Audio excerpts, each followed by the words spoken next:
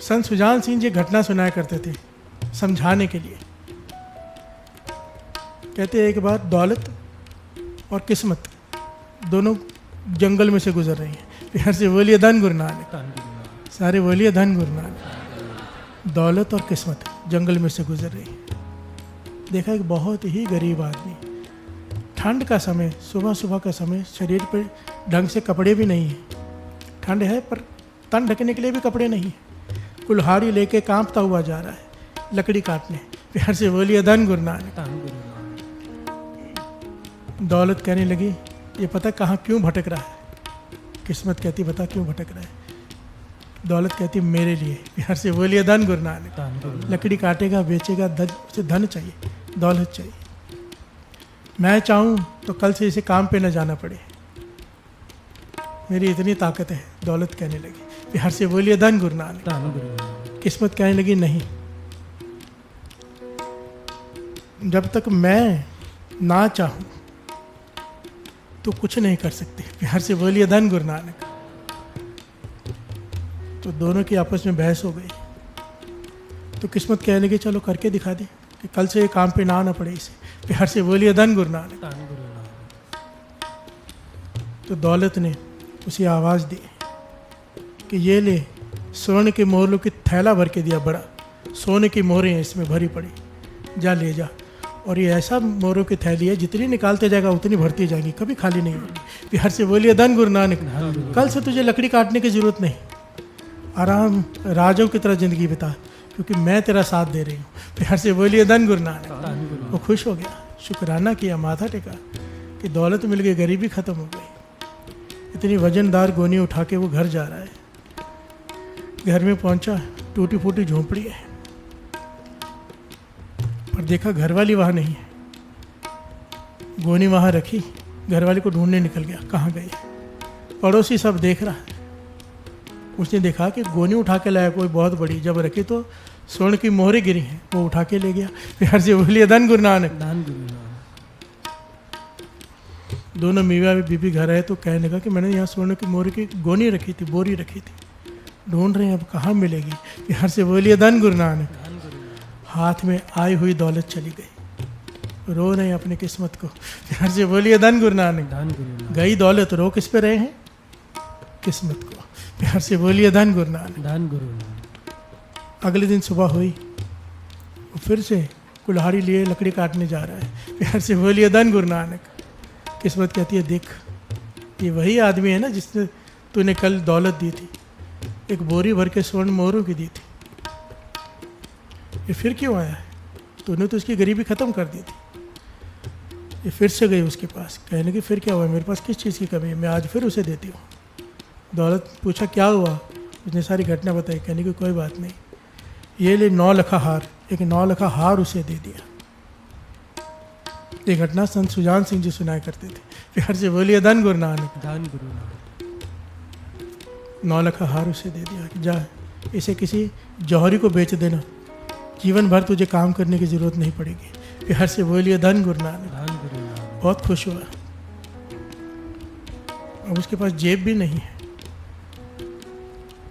ऐसे कपड़े हैं उसके, तो उसने अपनी पगड़ी बांधी होती थी ना, उसके एक पल्ले में उसने वो हार छिपा दिया, यहाँ पे रख दिया और घर की तरफ चल पड़ा। ऊपर से चील आई, उसे लगा यहाँ पे कुछ खाने को है, चमक रहा था कुछ। प्यार से बोलिए धन गुरु नानक। वो पगड़ी समेत वो हार भी निकाल के ले गई। प्यार से बोलिए धन गुरु नानक। घर पहुँचा, फिर रो रहा है कि 9 लखा हार मेरा था पर मेरी किस्मत ही खराब है। प्यार से बोलिए धन गुरु नानक। तीसरा दिन हुआ,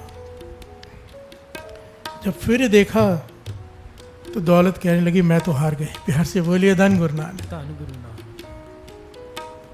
किस्मत कहने लगी अब मैं दिखाती हूँ मेरी ताकत।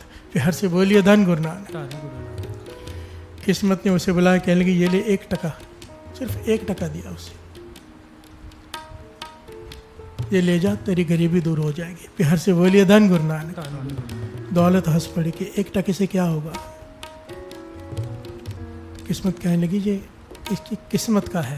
प्यार से बोलिए धन गुरु नानक। तो देखते जा, वो 1 टका लिया उसने, तो 2 दिन से कुछ खाया नहीं था दोनों ने, कुछ लकड़ी बेची नहीं थी, भूखे बैठे थे। तो बाजार में जाके सबसे पहले 1 टके के चावल खरीदे, फिर से बोलिए धन गुरु नानक। चावल खरीदी, घर वाले कहने लगे लकड़ी तो काट के लाई नहीं, बनाएंगे कैसे? तो फिर से जंगल में लकड़ी काटने गया तो बारीक लकड़ियाँ चाहिए थी, चूल्हा जलाने के लिए बड़ी बड़ी लकड़ियाँ तो काट ली। एक पेड़ पे चढ़ा तो बहुत बड़ा उसे घोंसला दिखा कि इस घोंसले में बारीक लकड़ियाँ होती है, वो ले लूँगा। ऊपर जाके देखा तो उसी चील का घोंसला, बिहार से बोलिए धन गुरु नानक। पगड़ी पड़ी है वहाँ पर, उसमें हार भी है। खुश हो गया, हार लेके नीचे उतर आया, दौड़ कर घर में गया, जौहरी को हार बेच दिया, इतना धन मिला कि महल बन गया। बिहार से बोलिए धन गुरु नानक। ताकत बढ़ गई उसकी। पड़ोसी ने देखा ये तो बहुत ताकतवर हो गया, अगर इसे पता चला कि मैंने ये चुराई है मोहरी, उसने कभी तक खर्च नहीं की थी, कि अगर मैंने कुछ खरीदा है तो इसे पता चल जाएगा क्योंकि मैं भी गरीब हूँ। पड़ोसी ने जाके वो उसके बरामदे में वो गोनी फेंक दी ऊपर से। फिर हर से बोलिए धन गुरु नानक। सुबह उठा तो बरामदे में बोरी भी पड़ी है मोहरों की। ये और खुश हो गया कि मोहरों की बोरी भी मिल गई जो खत्म ही नहीं होगी कभी। फिर हर से बोलिए धन गुरु नानक। एक टके से किस्मत की सारा धन गया हुआ अभी वापस आ गया। यहाँ पर दौलत किस्मत से पूछती है कि तुझमें इतनी ताकत कैसे आई और तू उसका साथ कैसे देती है। दौलत किस्मत कहने लगी मैं अपने मन से किसी का साथ नहीं देती। फिर से बोलिए धन गुरु नानक। मैं साथ देती हूँ नाम जपने वाले का, मुझे हुक्म है। फिर से बोलिए धन गुरु नानक। धन गुरु नानक। जो नाम जपते हैं किस्मत उनकी दासी है। प्यार से बोलिए धन गुरु नानक। धन गुरु नानक। जो नाम जपते हैं किस्मत क्या है? अपने किए हुए कर्म। एक निहाली पैस मन के ऊपर रहन खड़े, तिना सवारे नानका जिनको नदर करे ता सिमरिया जाए। सिमरन जिसके पास है किस्मत उसकी दासी है। प्यार से बोलिए धन गुरु नानक। और किस्मत जिसकी दासी है किसी चीज की कमी हो नहीं सकती। तो मूल क्या है? नाम। किस्मत कहने लगी मुझे हुक्म है कि जहां नाम जपा जाता है, जहां नेक कर्म किए जाते हैं, जहां पर जरूरतमंदों की मदद की जाती है, उन लोगों के घर की मैं दासी हूं। प्यार से बोलिए धन गुरु नानक। धन गुरु नानक। संगत जी प्यार से बोलिए धन गुरु नानक, धन गुरु नानक, धन गुरु नानक। आइए आज हम गुरु नानक देव जी की एक साखी के बारे में जानते हैं जो है सच्चा सौदा। गुरु नानक देव जी लगभग 16 वर्ष के थे। वह हर किसी से प्यार करते थे और हर किसी की मदद करना बहुत ही पसंद करते थे। गुरु जी के पिता उनसे और भी अधिक क्रोधी थे क्योंकि वह हमेशा अपने कपड़े, किताबें, जूते और पैसे गरीब लड़कों को दे दिया करते थे।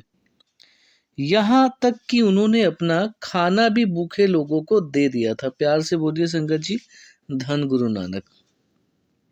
वह हमेशा बुद्धिमान पुरुषों और संतों को सुनना बहुत ही ज्यादा पसंद करते थे, लेकिन महता कालू को यह पसंद नहीं आया।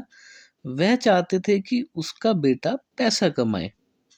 अंत में एक दिन गुरुजी के पिता को गुरुजी के लिए काम मिल ही गया। उसने उसे 20 रुपए दिए। यह उन दिनों एक बहुत ही बड़ी रकम हुआ करती थी। उसने उसे शहर जाकर कुछ व्यापार करने के लिए कहा, यानी कि उनके पिताजी ने गुरु नानक देव जी को कुछ व्यापार करने के लिए कहा।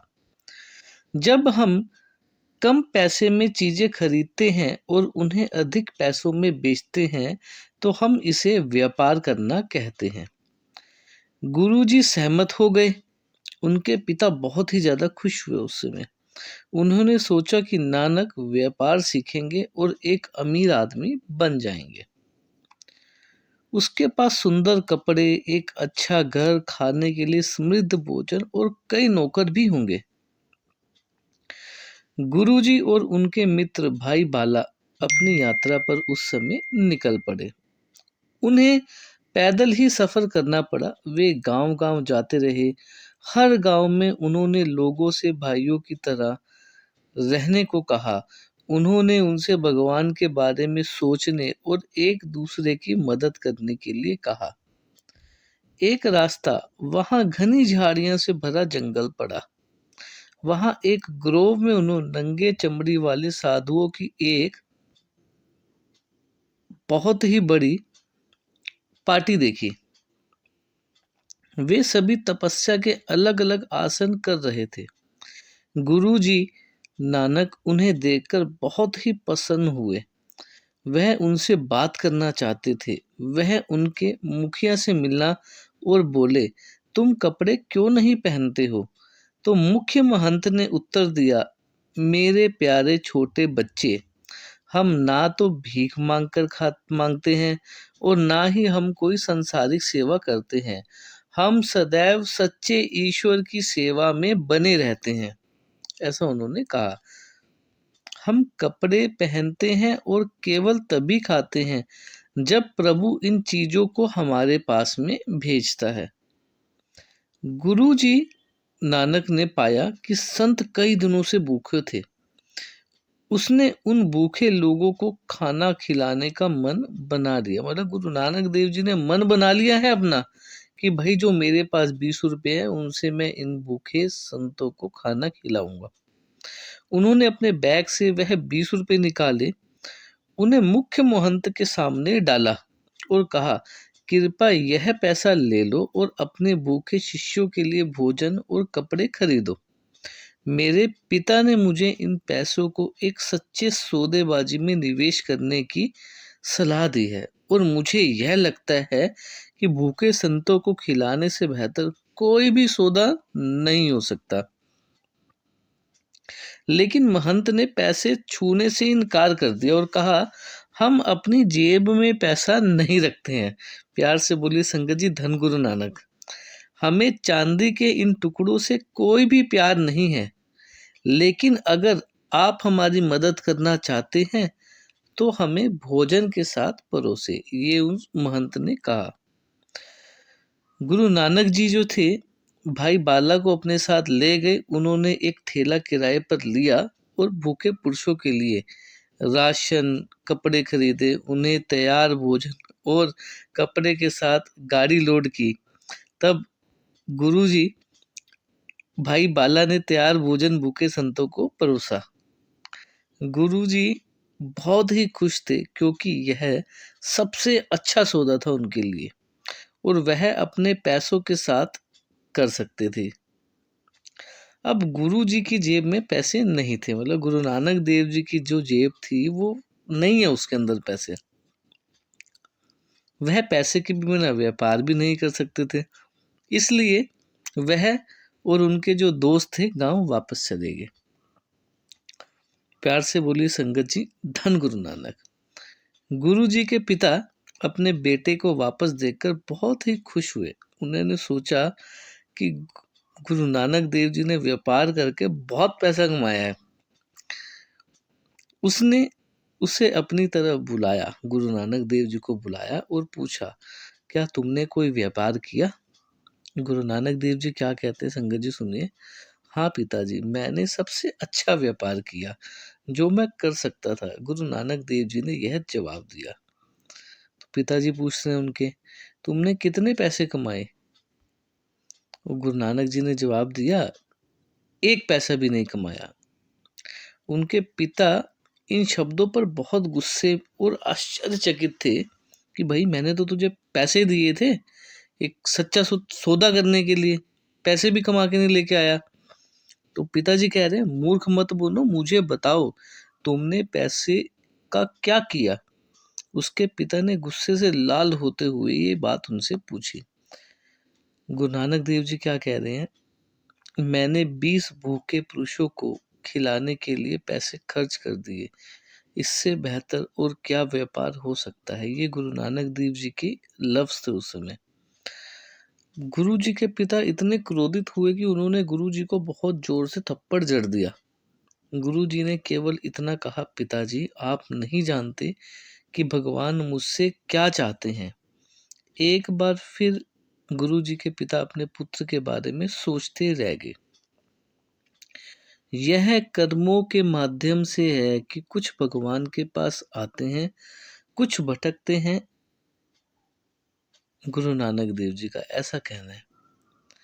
शब्द एक संत या पापी नहीं बनाते हैं, केवल कर्म भाग्य की पुस्तक में लिखा गया है। गुरु नानक देव जी का ऐसा कहना है। जब राय बुलार ने इस घटना के बारे में सुना तो उन्होंने मेहता कालू के पास भेजा। उन्होंने गुरु नानक देव जी के साथ धैर्य रखने की सलाह दी। उन्होंने गुरु नानक देव जी द्वारा खर्च किए गए धन की भरपाई करने की पेशकश की। उन्होंने कालू मेहता को भी चेतावनी देते हुए कहा, अगर आप भविष्य में गुरु नानक देव जी के साथ दुर्व्यवहार करेंगे तो मैं गुरु नानक देव जी को अपने घर रखने के लिए मजबूर हो जाऊंगा। हालांकि उन दिनों एक मुसलमान अपने घर में ऊंची जाति के हिंदू को बिल्कुल नहीं रख सकता था, लेकिन गुरु नानक देव जी जाति या तरह के प्रतिबंध को मान्यता बिल्कुल भी नहीं देते थे। प्यार से बोलिए संगत जी, धन गुरु नानक, धन गुरु नानक, धन गुरु नानक।